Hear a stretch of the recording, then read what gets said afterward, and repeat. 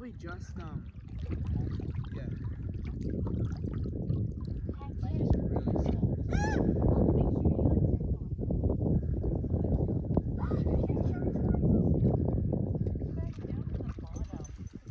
Let's see if I can catch any.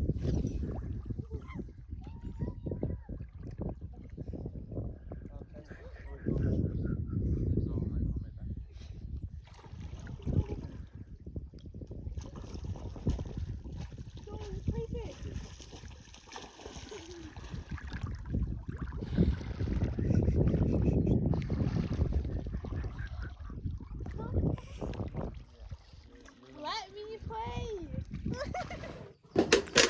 Last day at the lake. I am completely recharged. I stayed here for a week. Today will be the 7th day. We had variable weather throughout our stay. Had kind of cloudy, then we had very nice warm and hot, then we had rain and storm, and then we had cloudy and windy, and now we've followed up ending with a few nice days. Feels good. First day I got here was basically just settle in, still in work mode. Second day I was here, starting to wind down and self-destruct a little bit as I transitioned out of the extreme heavy workload. Just kind of sitting down in my chair on the water, just enjoying the scenery. Third day, shut down, just kind of turned into a zombie. Body recovery.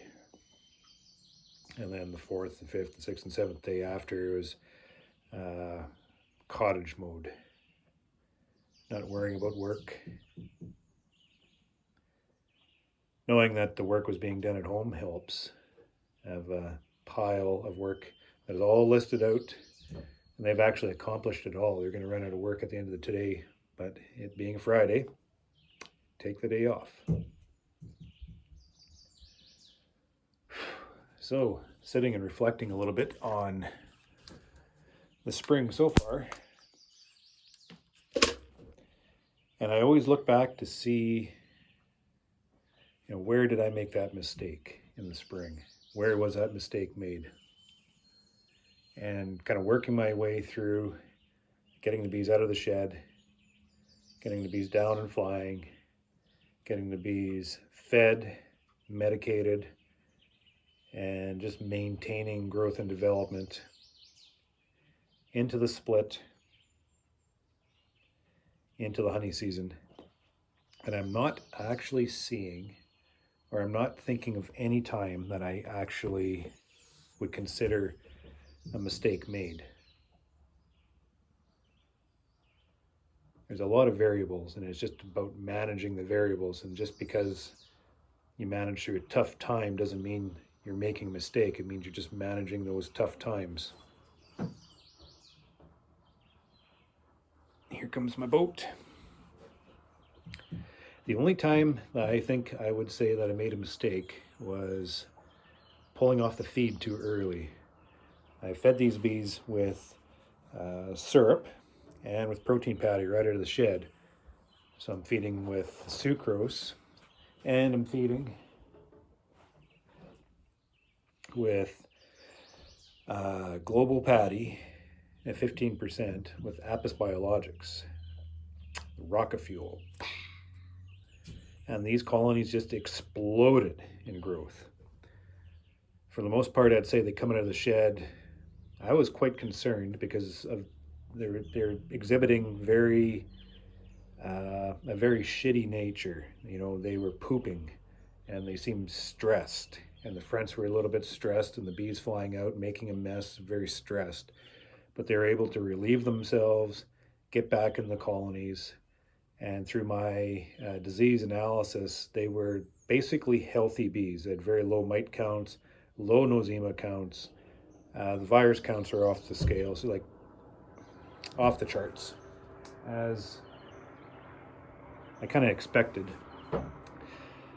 But through my feeding and my continual maintenance of the colonies, they got out of that pristine weather conditions, and then we kind of had a cool wet cycle, and we actually haven't gotten out of that yet. But I had a really good start, and a good start's very important. And this is where I think I made the mistake. I was feeding my colonies. They're very well nourished, and they exploded in growth. Because of that explosion of growth, I capitalized on the split. Like I split 600 colonies out of, I accumulated over 1,000, about 1,100 colonies at that time. So I split probably a 55%, not quite 60% of my colony split. Good, capable 3-frame splits. As I was transitioning from that early spring into the late spring, when we have a natural pollen flow, I'm looking at the dollars and cents. And I'm thinking to myself, boy, I'm spending a lot of money here. And I'm seeing all this wealth of nutrition out for the bees to exploit, to capture. So I pulled back. As soon as they started accessing some of that, I pulled back on the supplement feed. And that was a mistake. I should have kept the coals to them, because at that time we were just getting bits and pieces of that spring flow, but it never did actually materialize. So I ended up at the end of the spring flow looking at my colonies, lush but light. I missed that spring flow, and I didn't follow up quick enough after that to actually put any weight on these colonies going into that late spring, transitioning into summer. So I was just kind of walking that razor's edge all the way through spring on nutrition. And after I realized, these bees missed the spring flow, we weren't actually able to actually get out to them because of the wet nature of the spring we had. And then I followed up with syrup, then I followed up with patties, and the colony just kind of resumed just like that, exploding in growth again. So my feed program, I see a definite response to it.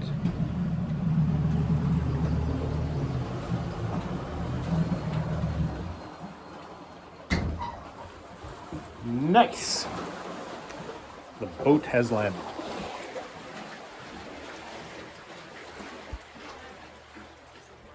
That is their last boat ride. They're about to head back out. My oldest boy and his girlfriend, and heading back to the real life, back to work. I'll continue on with this in a bit.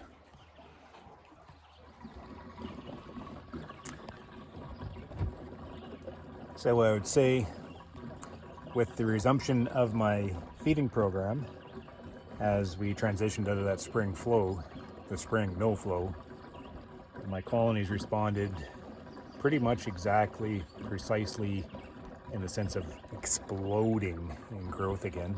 Sheets of brood being accumulated in the nests.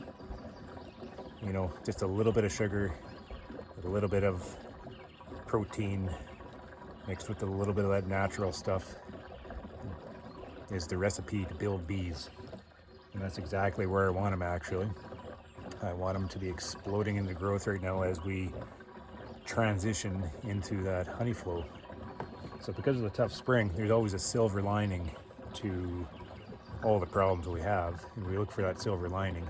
That silver lining for us this year is maybe the colonies were held back just a little bit because of my lack of attention towards nutrition, but maybe that hold back is perfect, because now they're exploding in growth just a little bit later in the season, and we have a late summer flow coming at us, nicely spread out, and we're going to capitalize on that. Ready to go for a boat ride? Yeah. So right now, the colonies are being boxed up. They're working in thirds. They have fourths on them once I get back from the lake here today. Tomorrow I'm going to go around, assess things, and then we're going to start boxing up the nukes, and then kind of staging the growth of the apiary, staging the flow, and then start stacking boxes up to accommodate the workload. So some of the yards will be being kept tight off the beginning, off the start, Then as we get into it, they'll be boxed up to fifths, and then later on into sixths. And then the nukes will fall accordingly. I guess you could say another mistake I made, which hasn't been a mistake yet. This is what I'm talking about. We make mistakes and we don't know we've made them yet. Is my mite control. I haven't been able to figure out a transition off Apivar, even though it seems that my treatment has been working. Anyway, I stuttered and staggered a couple of years ago, and it seems like I've been able to get back up on my feet, but it worries me a little bit, because if I stutter and stagger again, maybe I'm going to follow through the exact same misery that I experienced last year.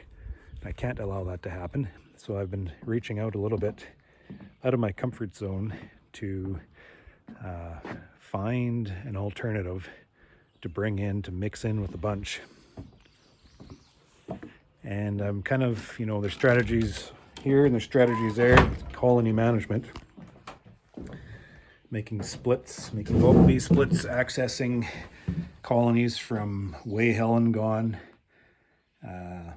as shook bees, treated, brought it in fresh to be used to reserve, all that kind of stuff. But it's that at-home maternal colony mite management which I'm falling short on.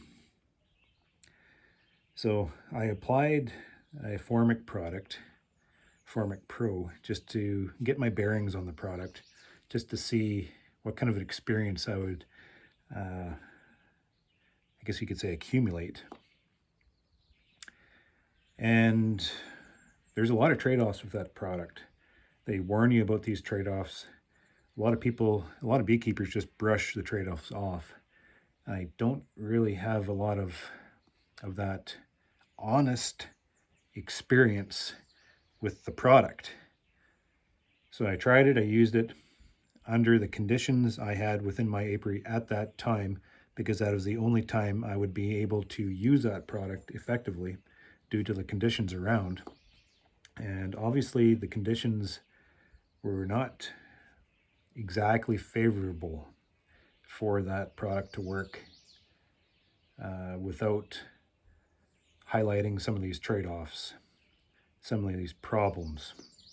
And I won't recap it here. I have a video previous that recaps that. Just kind of working through the product and the conditions and what I did wrong, or maybe not so much what I did wrong, but the conditions that were wrong. I only did 200 colonies like that, and I only did a test group of 8 for the full single 2-pad treatment. And with that, I think I've gained enough experience of the product to understand the product and understand the trade-offs and the concerns and the conditions, that if I do fall into desperation where things go sideways and I need to act quick and I don't have anything at my disposal, I have experience with this product, I can apply it, and I can follow suit with the fix of the problems. And I'll know what to expect, and I know how to fix it. And when I get in, if it's good, no worries. But if there's just a little bit of trouble, then I can fix that trouble without any, too much hassle or pure raw emotion, as what I maybe conveyed here on my videos earlier. So it wasn't like my experience wasn't condemning the product. My experience was more so just providing the raw experience of the product. And from what I gathered from the limitless engagement from other beekeepers all around the world, is what I experienced is pretty much, that's what happens, especially when the conditions don't line up perfectly. So it's just a matter of incorporating that into my operation as I'm trying to manage my operation, and just controlling those variables. And that's a very important lesson for me, because I will be experiencing much the same damn thing as I try to apply other types of alternative treatments into my apiary. And I'm going to show it here like I have shown that one. It's the pure and rawness of what's going on in the yard. It frustrates me. Maybe I'm up to I'm just kind of droning on and on here because I'm relaxed and just following through with free thought. But it frustrates me because I see a lot of beekeepers wanting to provide that experience on different ways of beekeeping, and they sugarcoat things, and they always show the front end. This is what I'm doing. As per direction. This is the product. Look at me, such an important beekeeper, that I'm applying good mite management, and then it stops, and they don't show the follow through on that. The follow through is the most important part. The follow through is what is the management of that product, right? It's what happens to those colonies. Has it worked? Has it not worked? Has it provided, some negative aspects that you got to manage within that nest? How do you manage those negative aspects?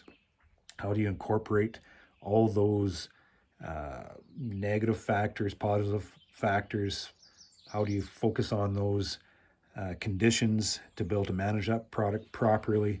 That's the part that needs to be put on the video. Not just I bought this product, I put it in my hives, come back in a month and everything's hunky-dory, because it's not. I'll end the rant there, but just the way I approach a few things. Not only with that, but also, as I apply my energy into industry work and interacting with beekeepers and trying to cut that path with two opposing viewpoints. Some of the collateral damage, using up my political capital, trying to bring betterment to an industry, as the rest of us are. And then just the collateral that goes along the way as we try to maintain a certain path. It's very difficult. It's very interesting. It's very exhausting. Many days I figure, why, oh why?